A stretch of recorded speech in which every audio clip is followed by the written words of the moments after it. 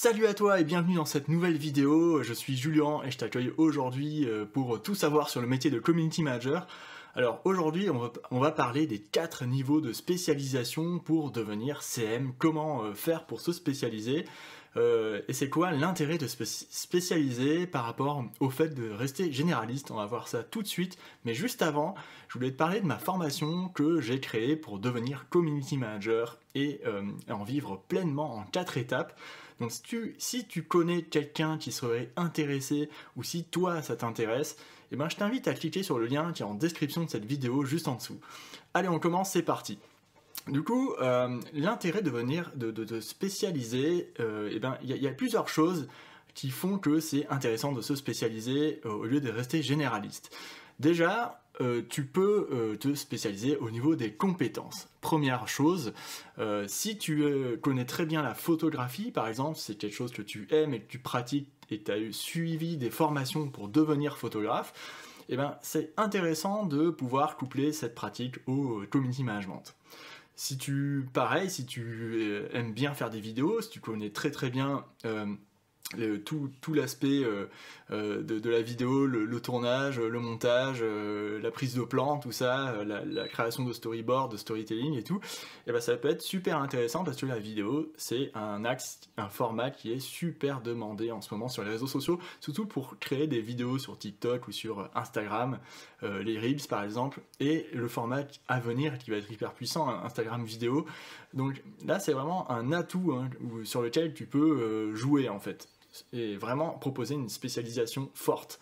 Si également tu es, je sais pas moi, tu es quelqu'un de vraiment très intéressé dans le graphisme, ou tu as eu des études en graphisme auparavant, ou tu as travaillé dans une agence ou quoi, bah là pareil tu peux apporter tes compétences parce que quand tu es CM, tu dois des fois pouvoir proposer des chartes graphiques sur certains réseaux sociaux, par exemple pour harmoniser des couvertures ou des visuels, par exemple sur Instagram, sur un fil d'actualité.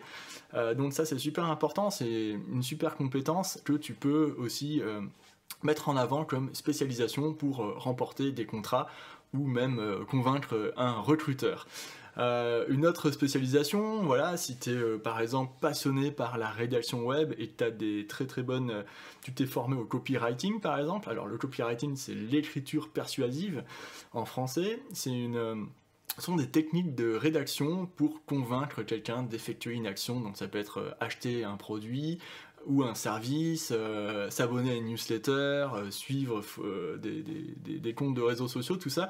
Donc c'est des techniques d'écriture hyper puissantes qui sont également très recherchées sur LinkedIn notamment, et pour la rédaction de publicité sur les réseaux sociaux, sur TikTok, sur Facebook, il faut être bon en copywriting pour aller directement au but recherché.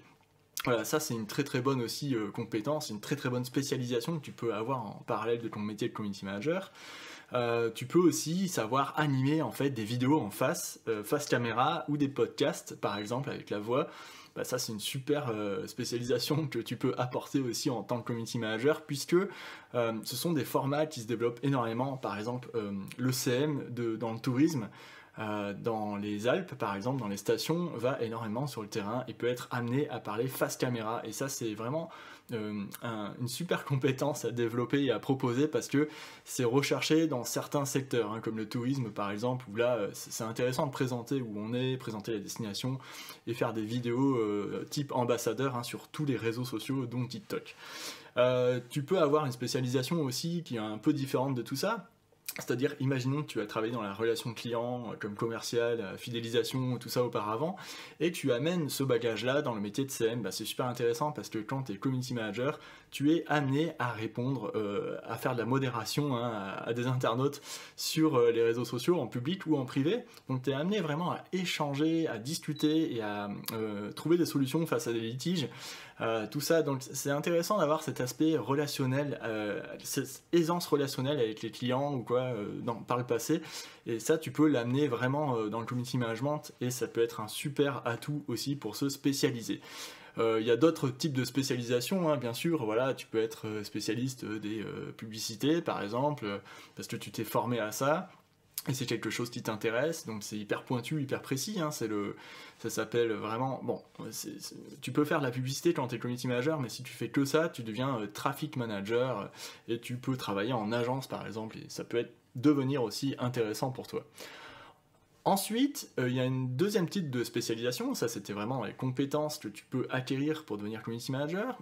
Quand tu es CM dans une entreprise, tu peux avoir une spécialisation spécifique au niveau du rôle que tu as dans l'entreprise. Par exemple, Chloé Lienne, qui est passée dans le podcast CM au sommet, c'est un podcast que je crée en fait, que j'ai créé d'interviews avec des community managers de grands groupes ou salariés ou en freelance.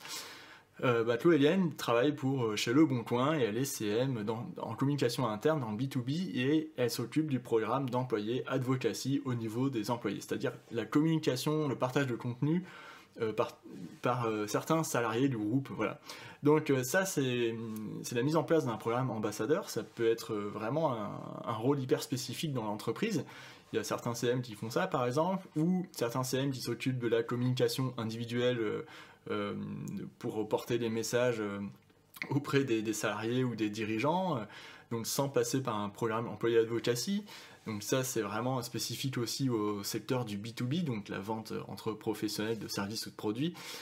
Tu peux aussi très bien être uniquement en relation avec les influenceurs, tu peux faire du CM vraiment spécifique à l'influence, donc utiliser des logiciels pour rechercher les bons influenceurs, pour qu'ils correspondent bien à la communauté et à la vision de ton entreprise.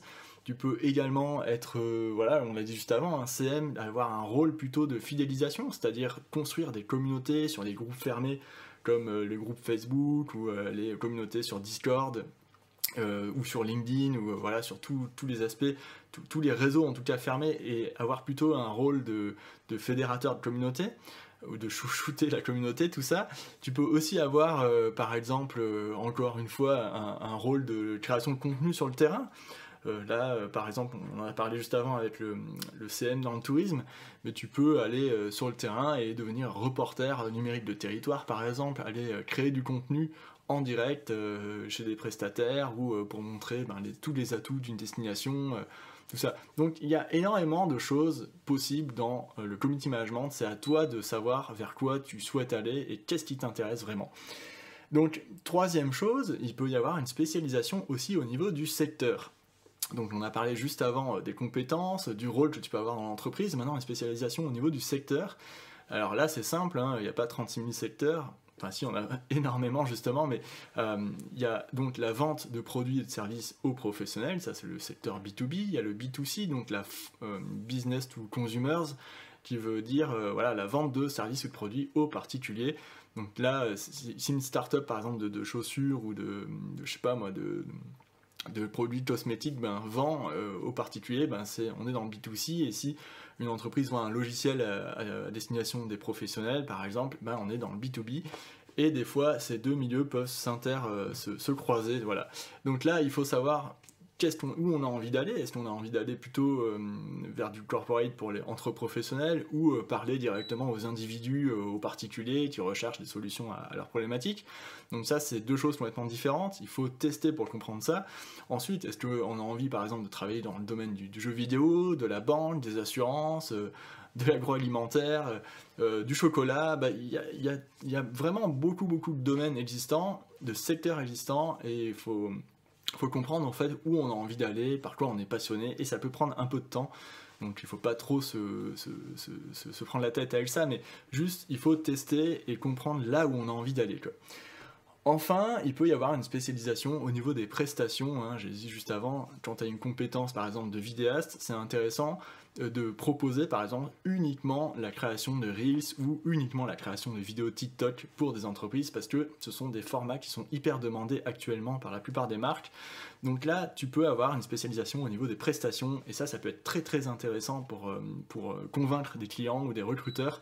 Il y a des social media managers actuellement sur LinkedIn ou sur d'autres réseaux, sur TikTok notamment, qui font beaucoup de vidéos et qui se spécialisent vraiment dans des thématiques hyper précises en proposant des services de vidéo sur TikTok pour devenir ambassadeur pour des marques.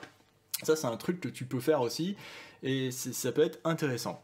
Voilà, il y a vraiment des dizaines et des dizaines de possibilités dans ce job de CM et tu peux vraiment tout faire. Alors moi, si je prends mon exemple, par exemple, j'ai mis des années à comprendre où était ma spécialisation, ce que j'aimais faire et ce que je pouvais réellement apporter aux clients. Au départ, je croyais que c'était le secteur. Je travaillais au départ dans le B2C, puis je suis passé dans le B2B. Je me suis dit, oh non, c'est peut-être pas le secteur, finalement, c'est peut-être la taille de l'entreprise. Puis en fait, j'ai travaillé avec des entreprises de taille très très diversifiée. Donc je me suis dit, ok, c'est peut-être pas la taille de l'entreprise, c'est peut-être, je sais pas, moi, j'ai essayé de comprendre où j'en étais avec tout ça. Et puis en fait, j'ai compris un truc, c'est que moi, j'étais entré dans le CM par la passion de l'écriture. Et ce que j'aimais le plus, moi, dans le CM, c'est d'écrire, en fait, la partie éditoriale, la partie création de concepts pour le positionnement stratégique. Et quand j'ai compris ça, je me suis dit, ok, en fait, c'est ça que je dois proposer, c'est cette valeur-là que je peux apporter aux clients, et c'est grâce à ça que je suis demandé aujourd'hui, par exemple, par les clients. Ce qui se passe, c'est qu'au niveau de la technique, la création de contenu visuel, la photo, la vidéo, le graphisme, je suis beaucoup moins bon et je suis loin d'être le meilleur là-dedans. Et j'en ai conscience, tu vois, c'est un point faible, j'en ai conscience, même si je peux me débrouiller avec les moyens du bord si vraiment il y a besoin et si je peux pas faire autrement, et ben j'essaye de passer sinon par des prestataires externes qui font le job beaucoup mieux que moi et c'est leur profession à eux, donc voilà, c'est beaucoup plus simple de faire avec les autres, quoi. Donc voilà, eh ben écoute, si tu es intéressé par la création de contenu visuel ou la création de vidéos, de photos, tu as toute ta place aussi bien dans le CM que quelqu'un qui préfère écrire ou quoi, donc ça, ne t'embête pas trop avec tout ça. Ce qui compte, c'est faire ce que tu aimes et ce que tu as envie. Voilà, donc je t'invite à regarder, juste avant de te quitter, ma formation pour devenir community manager et en vivre pleinement. Le lien est en description sous cette vidéo. Si ça t'intéresse, n'hésite pas à cliquer dessus et à aller voir ma formation gratuite. Et je te souhaite une très bonne journée et à très vite pour une nouvelle vidéo. Salut!